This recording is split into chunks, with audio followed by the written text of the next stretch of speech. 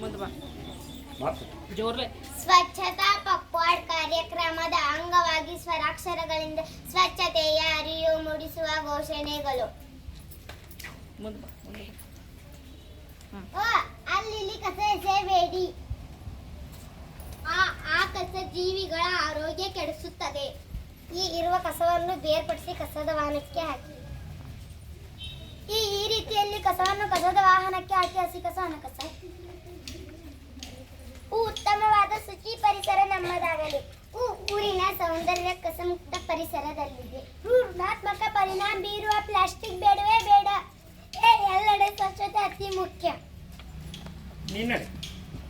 ಏರುತ್ತಿರುವ ಮಾಲಿನ್ಯ ತಡೆಯಲು ಕಸಕ್ಕೆ ಬೆಂಕಿ ಹಾಕದಿರೋಣ.